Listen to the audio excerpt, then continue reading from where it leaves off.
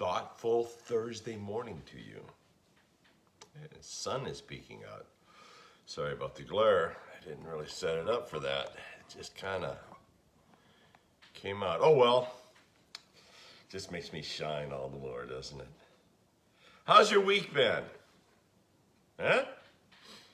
Understandably, some anxiousness has probably crept in. This election has all of us anxious. Doesn't matter who we want for president. I think we can all agree that perhaps we wish we had somebody else running, but we're anxious, okay? There's a little bit of anxiousness. It's understandable. And then the COVID thing. It's like, man, is this ever, good morning, Ruth, is it ever going to stop? This anxiousness with the COVID thing. I mean, here in San Diego County, probably next week, we're going to go backwards and go back into shuttering the businesses again, except for what they deem are essential. And I live in a state where they say church isn't essential. I don't know, anxiousness. It happens. So if you're like me, we could use a thought to help us refocus on the purpose God has for us. What we are to be about, regardless of what's going on in the world or politics or the uncertainty of the pandemic. Here's something that doesn't change, no matter what we are facing in life. I'm really surprised at how often, lately especially, I've been using Titus references. Paul really had a lot to say to us in the book of Titus. Good instruction. Good New Testament life instruction.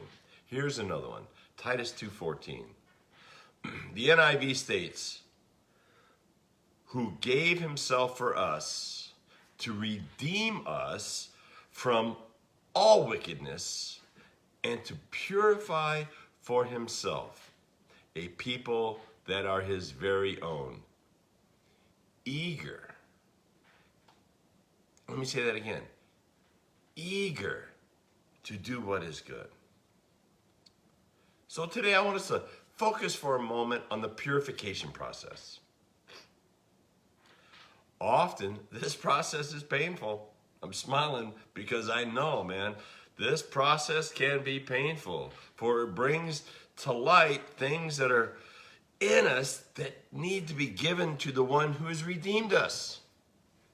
We've been redeemed, yet we hold on to these things that he really wants to take from us. Things like fear and anger, worry, apathy, and yes, anxiety, just to name a few. Oh, there are so many more. He wants to take these things away from us and bury them at the foot of the cross. See, that's what we're to do. Not to bury them. We're to give them. Let's give our fear, our anxiety, our anger, our worry, our apathy, all the rest. Let's give this to Christ. Let's give it to him. That's part of what a believer does. I got this stuff that isn't doing me any good. Man, I need to give this to the Lord. So just give it to him, and he will do the process of burying it at the foot of the cross, where he paid for our lives, where he paid for our redemption. He who gave himself for us to redeem us from all wickedness and to purify for himself a people that are his very own, eager to do what's good. See, an amazing transformation happens. As we let go of these ensnarements, purification begins. And a byproduct of a purification is an eagerness to do good. Not just to go, sometimes we do good things, but sometimes we'll do it grudgingly. I need to do this. No, there's an eagerness, and because of purification, we become eager to do good. We are sure our Redeemer is ultimately in charge of everything going on. And as we trust him, we realize that we are his very own, purified from all the wickedness that surrounds us all. There's a lot of wickedness around us. But God is purified, is purifying. Let me qualify that. He is purifying. There's a purification process going on. Do you want to experience true freedom? Well, I know you do. You wouldn't be watching here if you didn't. One of the biggest fears of the people I know, it truly is true freedom. They talk about it all the time. Our freedoms are being taken away from us. This is a point that I hear all the time. I mean, I hear it a lot, and I scratch my head. I get upset with myself when I think that my freedoms are being taken from me, mainly because I'm not focused properly.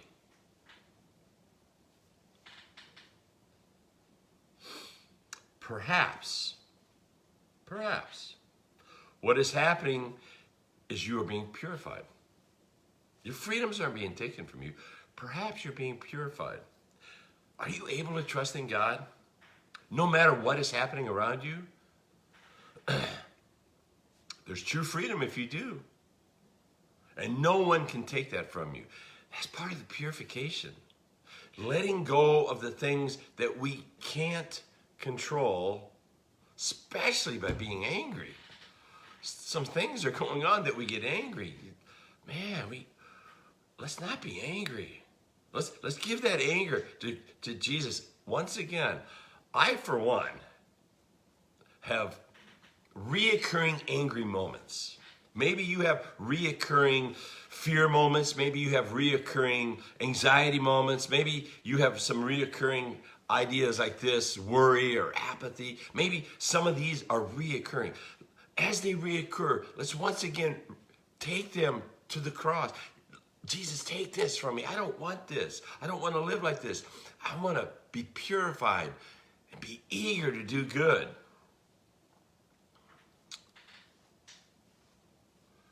Because when we're eager to do good, Scripture says, those are the ones who are his very own. We are his very own. Very own. His very own. One of the things that notes us as being his very own is that we're eager to do good. Doesn't mean we go out 24/7 doing good for everyone else and blah, blah, blah. No, we're eager to do it. Make plans. I've been making plans. We've been doing some stuff through our little church and very excited about the water. We're getting water to people who have bad water. It's just a purification system. It's very inexpensive. $25 would get a family purification water in Central America or the Caribbean, and I believe even northern part of South America in incredibly poor villages where the association, the organization that I'm part of has missionaries and churches. So we just get them the filters. They get them to the families. For $25, a family will have clean water for 10 years. I mean, that to me is just, it's a tremendous thing. That's one of those things that I'm just eager about. I talk about it all the time. And that's our Thanksgiving offering this year. Instead of doing the local food thing that we do so often, we've been doing a local food thing for 7 months now. So what we're doing is we're trying to reach out and do something like that. Eager to do good. That's part of the purification that's going on in the life of the church. Let me leave you with a thought. All right? That was just a little side thing. Sorry. Let me leave you with a thought I read yesterday in my study. I'm again trying to finish up my my bachelor's. I got 2 classes left. So I'm doing a class on Introduction to Religion. It's quite interesting because it's written from a secular viewpoint. I find it fascinating. I've done 4 years of study, all from a Christian viewpoint, which I absolutely love, but I had 2 classes that they didn't offer for whatever reason, because it's an online thing. Anyhow, I digress. So I'm taking this through an online course, but it's a secular viewpoint of religions around the world. So I find it quite interesting. But so there's Hinduism is basically what I was reading yesterday. And there was a thought in there from Gandhi. And this one's probably going to ruffle some feathers. It really made me think. I just got to throw it out there. all along this morning as I was preparing this message, I'd put this thought there, and then I would delete it, and then I'd come back to it. So I think the Lord wants me to share it with you. If not, maybe it's just my burden that I want to throw it out there. Take a moment and just consider it. Don't react, just consider it. Allow this thought to pervade in your mind. Allow this thought.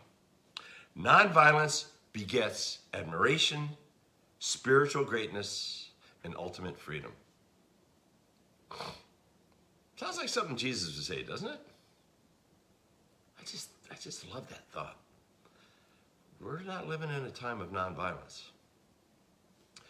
We're reacting to the violence with more violence, aren't we?